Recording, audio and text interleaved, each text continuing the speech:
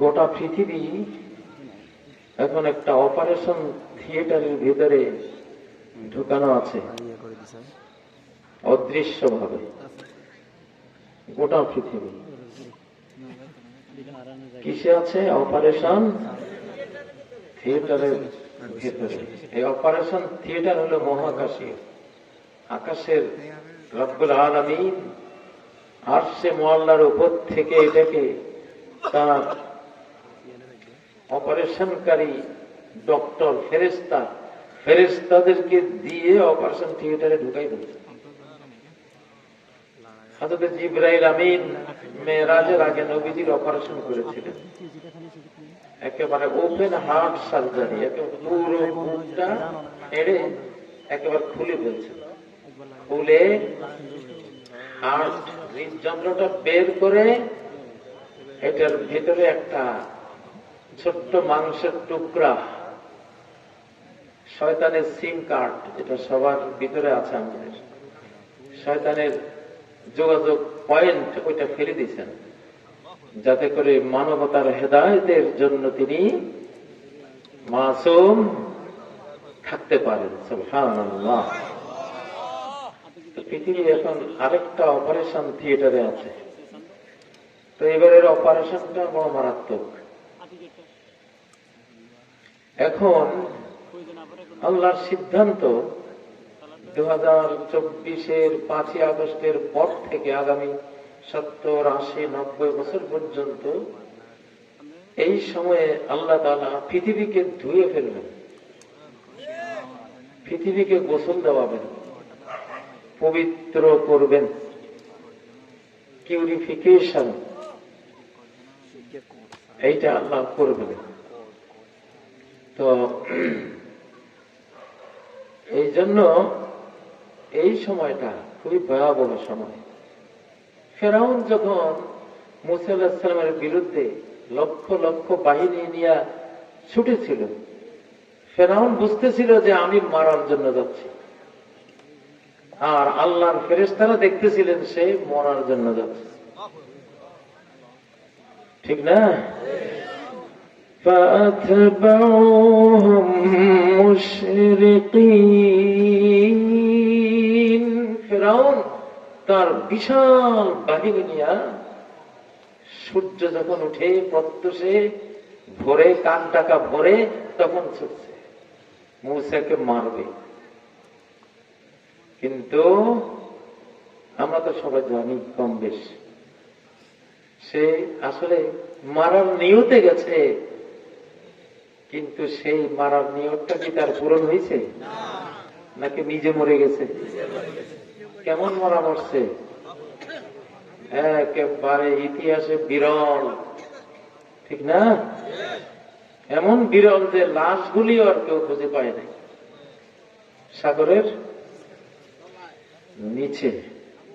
তো আল্লাহ তাআলা যখনই মানুষ পাপ, গুনাহ খাতা, নাপাক সব কাজকর্ম দিয়া আল্লাহর এই পবিত্র পৃথিবীকে অপবিত্র করে ফেলে, পবিত্র ঘরগুলিকে অপবিত্র করে ফেলে, পবিত্র ছেলে মেয়েগুলিকে, নারী পুরুষগুলিকে যখন অপবিত্র করে ফেলে, তখন আল্লাহ তাআলা পবিত্র করার একটা অ্যাকশন তিনি নেন। যুগে যুগে এটা হয়েছে কিনা? নবী সাল্লাল্লাহু আলাইহি সাল্লামের জন্মের 55 দিন আগে থেকে আল্লাহ তাআলা শুরু করেছেন যে এখন আমি পৃথিবীকে ধুইব আমার শেষ নবী মুহাম্মদ সাল্লাল্লাহু আলাইহি সাল্লামকে দিয়ে। বদ্ধ হৃদয়গুলিকে আমি খুলে দেব, অন্ধকার মনগুলিকে আলোকিত করে দেব, গোটা পৃথিবীকে আমার আল্লাহর সামনে সেজদাবনত আমি করাবো। আল্লাহর সিদ্ধান্ত, ঠিক না? We have plan. আল্লাহর প্ল্যান আছে না নাই? মানুষেরও প্ল্যান আছে, কিন্তু আল্লাহরও কি? আল্লাহর প্ল্যান আছে। এই প্ল্যানটা এখন নিয়েছেন আল্লাহ তাআলা। আমরা যারা সারা জীবন এই কোরআন গবেষণা করেছি, পড়ছি, বুকে নিয়েছি কোরআনকে, নবীদের হাদিসগুলো পড়িয়েছি, আমাদের কাছে এটা ক্লিয়ার যে আল্লাহ তাআলার একটা প্ল্যান এখন বাস্তবায়ন হচ্ছে। আমরা কি বাঁচতে চাই? এই অপারেশন থিয়েটারে জীবন নিয়ে বের হতে চাই? কারা কারা? সবাই বাঁচতে চাই না? মিডিয়া যারা দেখছেন ইনশাআল্লাহ আপনারা নিয়ত করেন অন্তত 500 থেকে 600 কোটি মানুষ এই অপারেশনে বিদায় হয়ে যাবে। এই অপারেশনে বিদায় হতেই হবে। বিদায়, আমার নাম আপনার নাম ওই 500 কোটি বা 600 কোটির মধ্যে আছে কিনা এটা তো টেনশনের বিষয়, ঠিক না ঠিক? এইটার একটা নমুনা আমি দিই কি ধরনের মানুষ বিদায় হবে। কোরআন থেকে একটু কয়েকটা নমুনা দেব। সূরা কাহফের একটা ঘটনা, সেখানে সূরা কাহফের 80 নম্বর আয়াতে وَأَمَّا الْغُلَامُ فَكَانَ أَبَوَاهُ مُؤْمِنَيْنِ। আমি যে একটা কিশোর হত্যা করলাম, খিজির আলাইহিস সালাম, উনি কিন্তু আছেন। এটা নিয়ে বিতর্ক আছে খিজির আলাইহিস সালাম আছেন কিনা। এটা তো খোয়াজ খিজিরের ভিটা নাকি?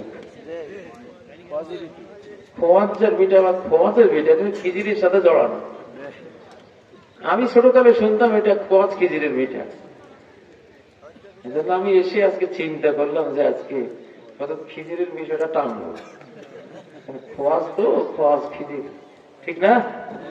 ছোটবেলায় ওস্তাদরা বলতে এই পুকুরে কিন্তু গোসল করতে নেমে কেউ পেশাব করবি না, খোয়াজ খিজির আছে পানিতে, ওনার গায়ে পড়বে, পরে তোদের ক্ষতি হবে।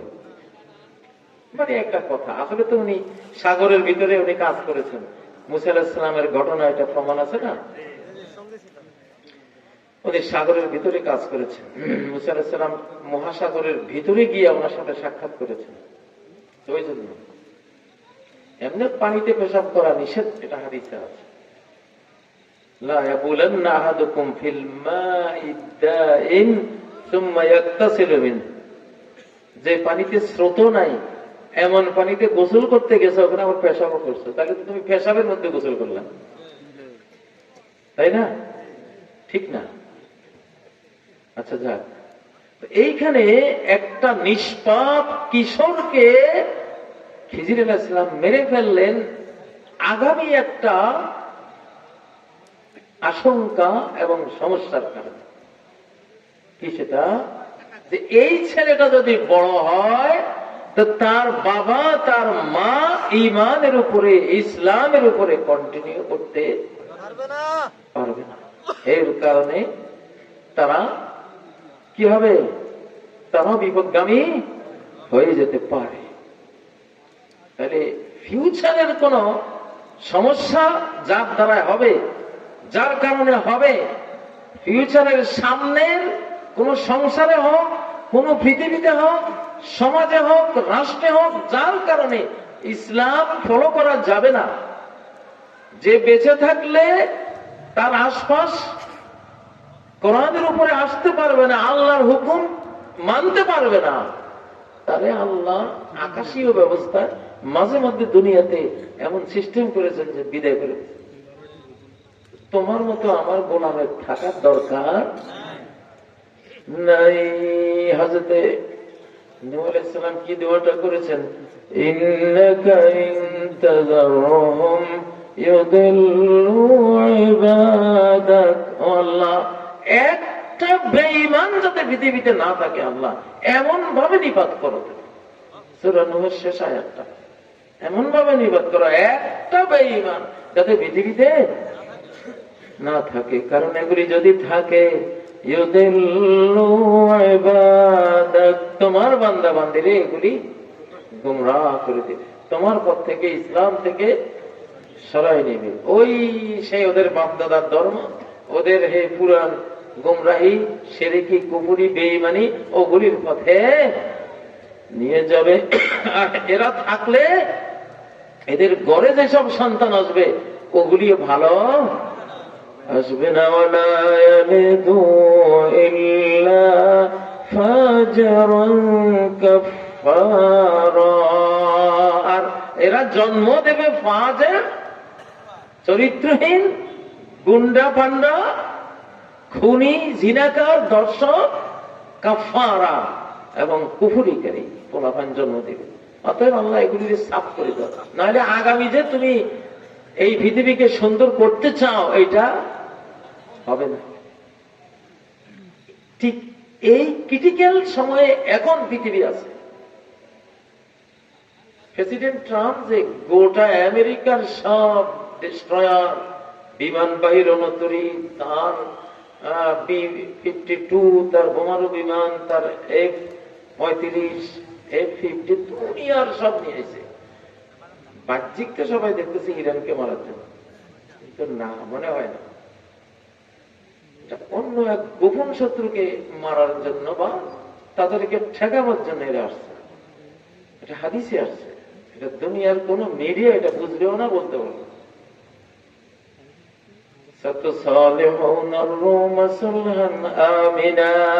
তোমরা মুসলিমরা খ্রিস্টানদের সাথে একটা নিরাপদ সন্ধিতে আসবা।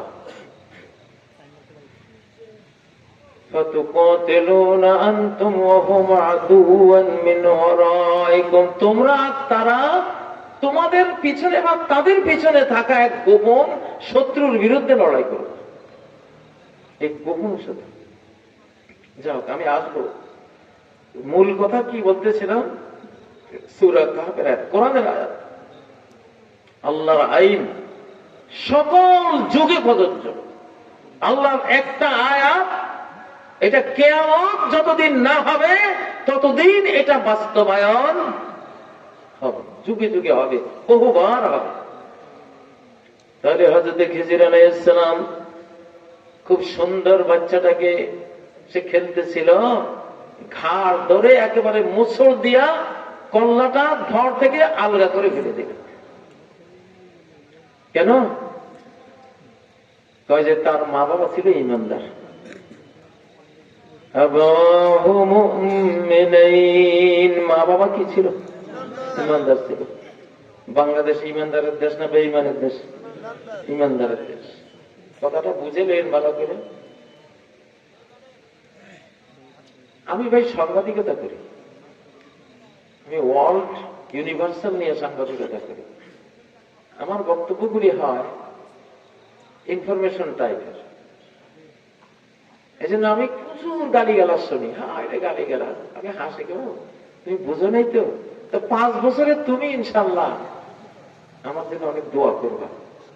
3 বছর পরে, 5 বছর পরে অনেক দোয়া করবা, যখন বুঝবা যে এটা তো একটা ইনফরমেশন ছিল, সত্য কোরআনের। আচ্ছা, তাহলে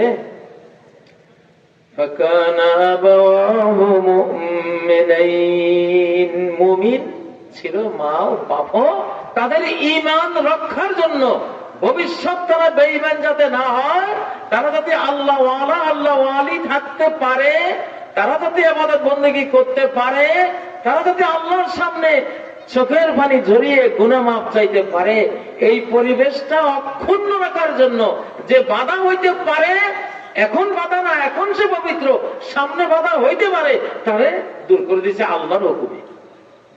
কার হুকুমে? 24-এর 5ই আগস্ট এরকম একখান কাজ হয়েছে, হয়েছে না?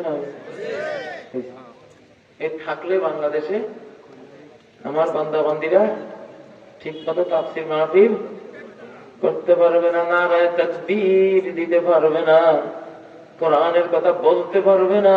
যদি 24-এর 5ই আগস্ট ওরা টিকে যেত, এই মাহফিল গুলি আমি জানি টোটাল বন্ধ হয়ে যেত। আমাদের সবার নামে কারা মাহফিল করে সবার নামে লিস্ট হয়ে গেছে, বুঝেছেন না?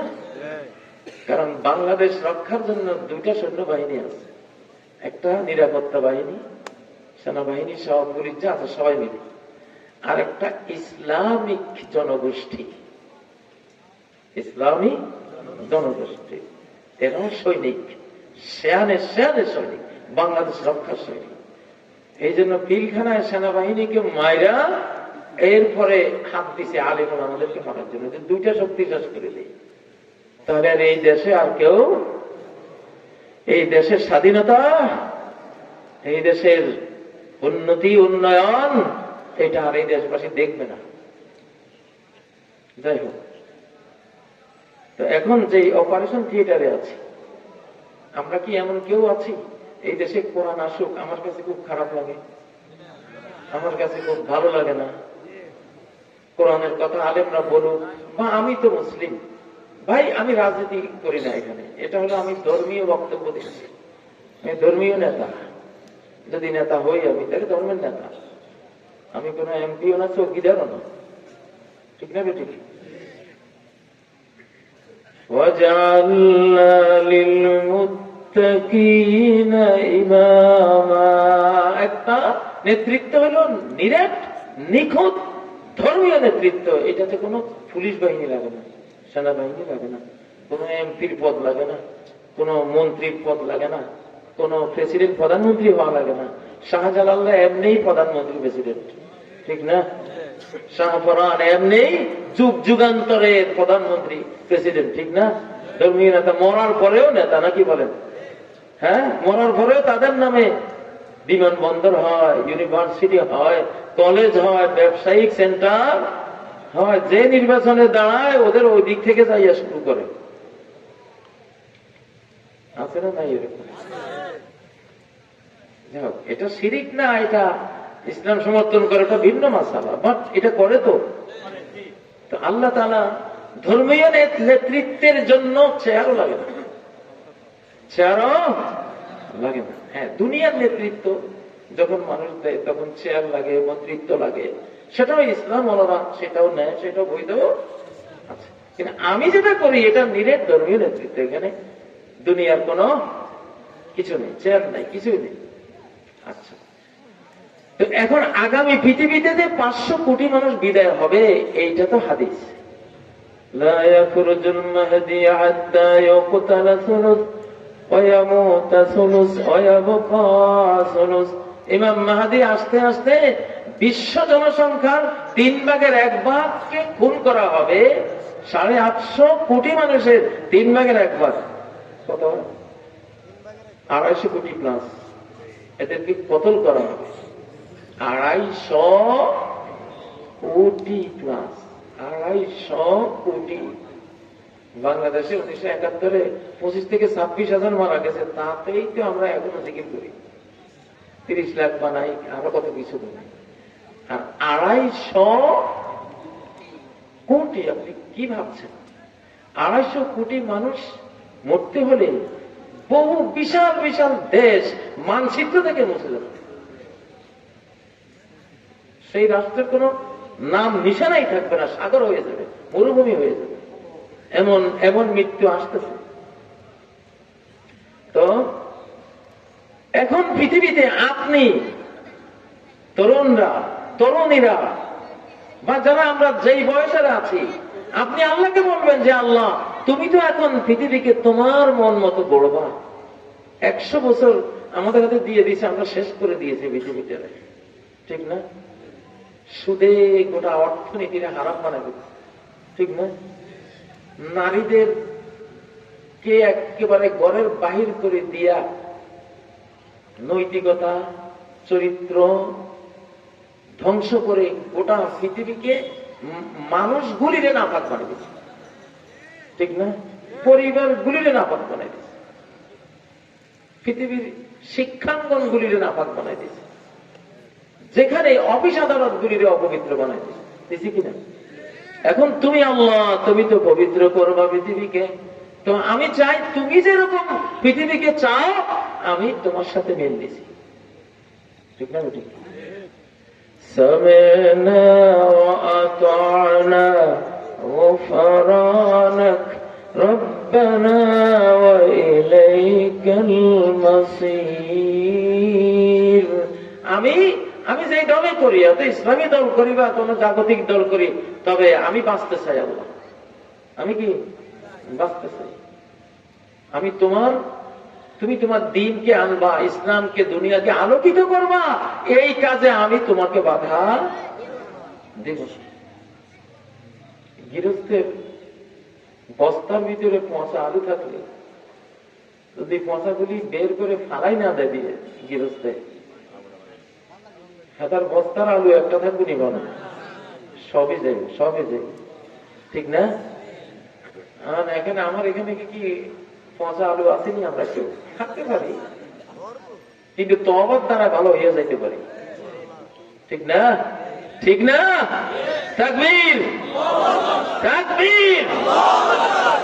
প্রেসিডেন্ট ট্রাম্প সাহেব, পুতিন সাহেব, মোদি সাহেব, তারপরে শি জিনপিং, আপনাদেরকেও বলছি, আমি সবাইকে বলতেছি, এখন অপারেশন থিয়েটারে আছেন আপনারা সবাই, সুপার পাওয়ার, অসুবিধা নাই, আপনারাও বলেন আমরা আব্রাহামের মতো হব না, আমরা কাবা ধ্বংস করার নিয়ত নাই, আমরা তোমার যে মুসলিম জাতিটা আছে আমরা এদের লগে হাদিসে তো আছে যে আমরা সন্ধি করবো, আমরা সন্ধি করি এখন থাকুন, ওরা যেদিকে যায় আমরা আসি নাকি? তোমার মুসলমানদের লগে আড়াআড়ি করতাম না, অন্যগুলির লগে খবর আছে, কিন্তু কারণ খ্রিস্টানরা আর মুসলমানরা সবচেয়ে কাছের জাতি, কাছের জাতি, কোরআনে আছে, ঠিক না? আচ্ছা, তা আমরা চাই, আমরা তো বাঁচতে চাই নাকি ভাই? আমি কি কিন্তু এই একটা সস্তা সংবাদ আপনাকে দিচ্ছি না, এটা কিন্তু ভয়াবহ একটা সংবাদ দিচ্ছি, ভয়াবহ। আল্লাহ কি বলতেছেন সূরা ফিলের মধ্যে, আলাম ইয়াজআল কাইদাহুম ফি তাদলিল,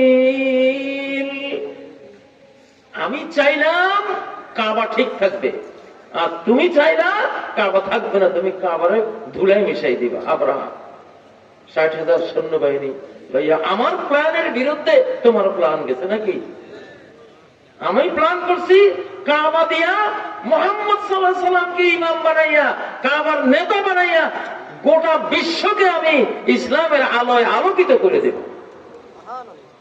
গোটা বিশ্বকে আমি রহমত বরকত দিয়ে পূর্ণ করে দেব, গোটা আরব বিশ্বকে রিজিক দিয়ে ভরিয়ে দেব, ঠিক না?